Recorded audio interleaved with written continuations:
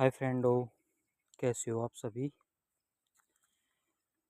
तो इवनिंग के 7 बजने वाले हैं फ्रेंडो। तो मैं आपको लेके आ गया हूँ अपने खेतों पे। तो आज मैं आपको बताने वाला हूँ फ्रेंडो कि कॉटन का प्रोसीजर क्या होता है, यानी कॉटन का जो प्रोसीजर है वो होता क्या है।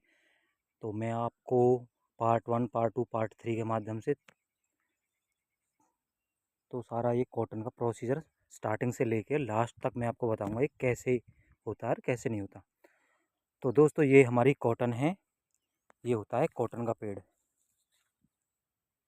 ये कॉटन का पेड़ होता है, ये वो कॉटन का पेड़ होता है जिसमें से धागा बनता है, जिसमें से कपड़े बनते हैं, जिसमें जिससे सर्दियों में जिससे सर्दियों में रज़ाई भरी जाती है। रज़ाई इसी कॉटन से भरी जाती है। तो दोस्तों ये कॉटन के काम होता है जिसको डॉक्टर यूज़ करते हैं, वो कॉटन। तो जो भी कॉटन कॉटन से जो भी काम होता है वो इसी पौधे से कॉटन निकलती है। तो मैं आपको दोस्तों इसका पूरा प्रोसीजर बताऊंगा। ये 1 मई से लेके 25 मई या 26 मई तक इसकी बिजाई होती है। 1 मई से स्टार्ट हो जाती है इसकी बिजाई। तो इसकी बिजाई पूरे मई चलती है और पूरे जून चलती है। अगर हम लोग इसको मई में ही इसकी बिजाई कर देते हैं तो थोड़ा और हमारे लिए अच्छा होता है, क्योंकि जो इसकी मेन बिजाई होती है वो 1 मई से लेके 25 या 26 मई तक होती है। अदरवाइज़ बिजाई करने के तो हम इसकी जून भी बिजाई कर सकते हैं, पर लेकिन जो मेन बिजाई होती है वो 1 मई से लेकर 25 या 26 मई तक होती है दोस्तों। तो हम स्टार्टिंग में जो पहला प्रोसीजर होता है कि खेत को हम कैसे तैयार करें, यानी जो ये हमारा खेत है इसको हम कैसे तैयार करें कॉटन की बिजाई करने से पहले। तो दोस्तों जो ये आप खेत देख रहे हो, खेत की मिट्टी देख रहे हो मेरी उंगली के सामने। हम इसको कृषि यंत्रों की सहायता से यानी ट्रैक्टर से इसको कम से कम खेत को 1 से 2 बार जोतते हैं। मिनिमम इसकी जो जुताई लगती है खेत में वो 2 बार लगती है, मिनिमम से मिनिमम 2 बार होता है। और 3 बार भी कर देते हैं, लेकिन 2 बार बहुत होता है इसकी जुताई। तो सूखी मिट्टी में इसकी 2 बार हम लोग जुताई करते हैं।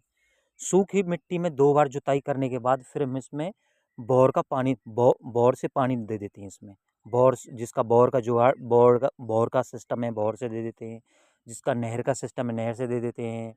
तो वो अपने संसाधन के अनुसार इसमें पानी दे देते हैं। तो दोस्तों हमने इसको पानी दे दिया। पानी देने के बाद 4 से 5 दिन बाद ये खेत फिर कृषि यंत्र के द्वारा यानी ट्रैक्टर के द्वारा फिर इसकी जुताई चालू होगी। पानी देने के बाद इसकी जो जुताई होती है वो 4 से 5 दिन बाद होती है। और जो 4 से 5 दिन बाद होती है इसकी जुताई, तो इसकी जुताई ऐसी होनी चाहिए, ना तो मिट्टी ज़्यादा गीली होनी चाहिए और ना ही मिट्टी सूखी होनी चाहिए। तो मीडियम मिट्टी होनी चाहिए, ना वो सूखी होनी चाहिए ना वो गीली होनी चाहिए। तो फिर हम लोग मीडियम मिट्टी को फिर 2 बार जोतते हैं कृषि यंत्र के द्वारा यानी ट्रैक्टर के द्वारा। फिर 2 बार जोतते हैं, 2 बार जोत के फिर इसको साल दे के यानी बिल्कुल 0-0 करके खेत को, उससे बोलते हैं साल देना 0-0 को। तो साल से ये 0-0 खेत हो जाता है। तो फिर हम कृषि यंत्र के द्वारा फिर हम कॉटन की बिजाई करते हैं। कॉटन की बिजाई ऐसी होती है जैसे मैं आपको दिखा रहा हूँ। ये मशीन से होती है, ट्रैक्टर के पीछे मशीन लगाई जाती है। तो उस मशीन में 300 ग्राम की एक पैकेट आती है जो पूरे 4 एकड़ के लिए आती है। यानी जो कॉटन का बीज होता है उस पैकेट में 300 ग्राम बीज होता है। तो 300 ग्राम बीज 4 एकड़ में काम आता है। यानी मैं अपनी गांव की लैंग्वेज में बोलूँ तो सीधा सीधा 1 किले में यूज़ की जाती है 300 ग्राम के पैकेट बन की। तो उसके बाद हम इसकी इस तरह से कृषि यंत्र के द्वारा इसकी हम बिजाई कर देते हैं। मैं आपको दिखा रहा हूँ, ये ऐसे बिजाई होती है स्टार्टिंग में। अच्छा दोस्तों, बिजाई होने के बाद जब इसका पौधा छोटा होता है तो छोटे पौधे को बच्चे की तरह हर रोज़ देखना पड़ता है। कहीं छोटा पौधा कहीं छोटा पौधा किसी किसी जैसे ये आप कीटनाशक में क्या है, जैसे इसमें जो रोग लगता है छोटे पौधे में, जैसे छोटे बच्चे की तरह पौधा होता है, तो इसमें एक सफ़ेद मच्छर होता है, एक ग्रीन मच्छर होता है और एक सफ़ेद मकड़ी होती है। जो ग्रीन मच्छर होता है वो इतना इस छोटे पौधे पे इफ़ेक्ट नहीं डाल पाता। जो सफ़ेद मच्छर होता है, जो सफ़ेद मकड़ी होती है, वो ज़्यादा इफ़ेक्ट डालती है। तो इसलिए जब ये ज़मीन से इसका पौधा छोटा रूप लेके निकलता है, तो इसको हर रोज़ देखना पड़ता है कहीं इसमें रोग तो ना लग जाए। फिर जैसे-जैसे पौधा ग्रोथ करता है ऊपर की तरफ, तो ऐसे-ऐसे चांसेस हो जाते हैं कि इसमें रोग ना लग पाए। क्यों ना लग पाए? क्योंकि जो जैसे-जैसे ऊपर आएगा तो इसकी हाइट बढ़ेगी तो इसमें एनर्जी ज़्यादा होगी, तो इसका पौधा थोड़ा बड़ा हो जाता है। तो बड़े पौधे में रोग लगने के चांसेस कम होते हैं। फिर भी इसमें जितना पौधा मैं आपको दिखा रहा हूँ, ये बड़ा पौधा है, इसमें भी अगर नुकसान पहुँचाता है तो 2 चीज़ नुकसान पहुँचाएँगी। एक व्हाइट मच्छर खतरनाक होता है, एक व्हाइट मकड़ी मकड़ी खतरनाक होती है। तो ये 2 चीज़ें इसको बिल्कुल नुकसान पहुँचाते हैं, नुकसान क्या बिल्कुल ख़त्म कर देते हैं। फिर अगर इसमें इसमें जैसे मच्छर, मकड़ी लगती है, तो फिर हम कीटनाशक दवाई का प्रयोग करते हैं। तो इसके ऊपर हम कीटनाशक दवाई का स्प्रे कर देते हैं। वो स्प्रे कैसी होती है? उसमें ओनली स्मेल होती है, यानी बदबू होती है उसमें। ये जो पेड़ है, ये बहुत कॉटन का कच्चा पेड़ होता है, इसलिए इसमें हम ज़्यादा पावरफुल दवाई का उपयोग नहीं कर सकते। तो इसमें बस उस जो दवाई होती है उसमें स्मेल होती है, जो स्मेल से जो ये मकड़ी है, मच्छर हैं दोनों प्रकार के, ये खेत को छोड़ के भाग जाते हैं। जो उसकी स्मेल होती है, जो हम कीटनाशक दवाई करते हैं, जो उसकी स्मेल होती है, उसकी स्मेल होती है 8 दिन से लेके 12 दिन तक, यानी 8 दिन से लेके 12 दिन तक। तो 12 दिन तक जैसे ये मच्छर, मकड़ी आएगी नहीं, तो 12 दिन में ये अपना पनप के, यानी अपना पौधा अपने आप में ताकत बना के तो ऊपर ग्रोथिंग कर जाता है। तो फिर इसमें और ज़्यादा पावर बन जाती है। तो इसमें अगर उसके बाद भी अगर यही सिस्टम होता है कि इसमें मकड़ी मच्छर लगे, तो फिर दोबारा से ऐसे ही हमको कीटनाशक दवाई का प्रयोग करना पड़ता है, जिससे इसको कोई प्रॉब्लम ना हो।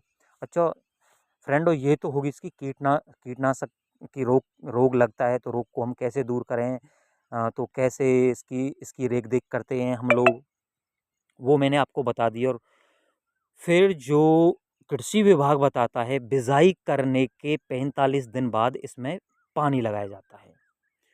तो दोस्तों हम लोग इस खेती को तकरीबन 5 से 6 साल हो गए करते-करते।